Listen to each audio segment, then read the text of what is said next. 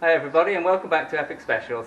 On today's episode I'm going to be rebuilding the engine on my little scooter. A little while ago now I was out for a ride testing out the new exhaust to see how well it would go, and it was absolutely flying. I was getting like 40 miles an hour, absolutely rapid. Then all of a sudden, died.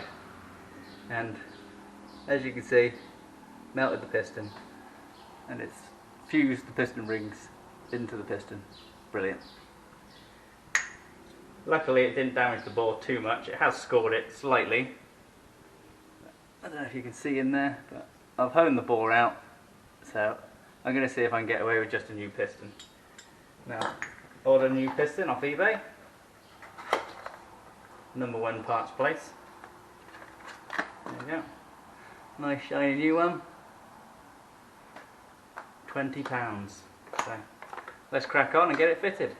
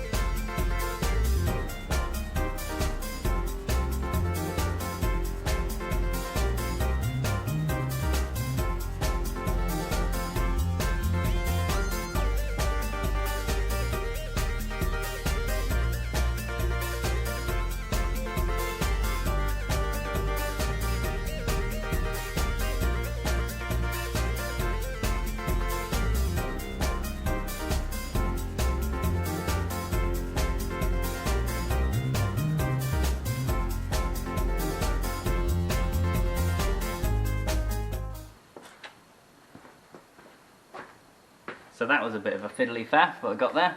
Let's see if it runs.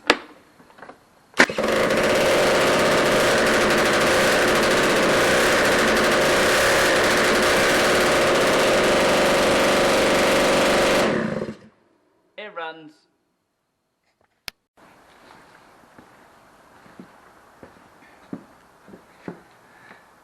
Okay, so all hasn't gone to plan, unfortunately.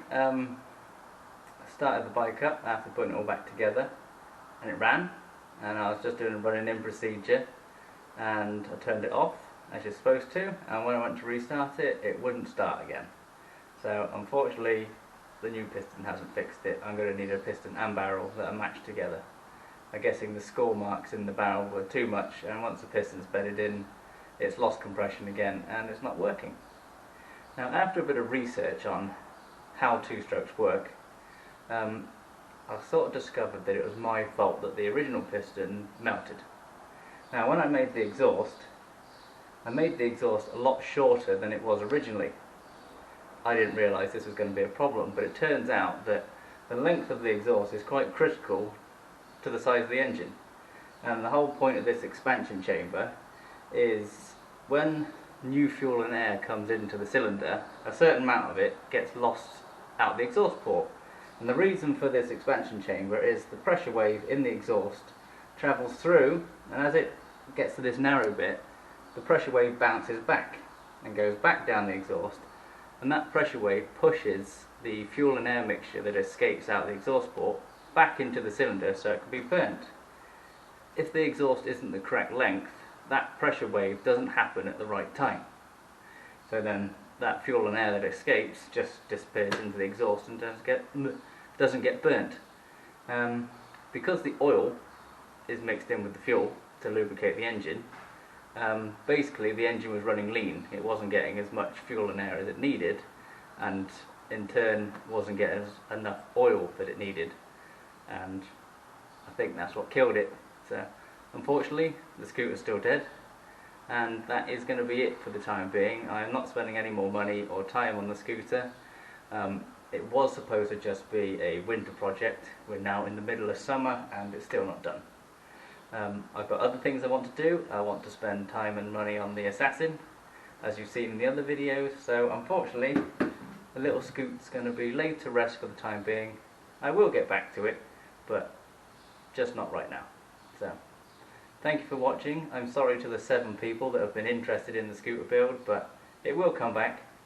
It was mostly there, it just doesn't work. And I haven't finished the paint job, but yeah, you get it. Right.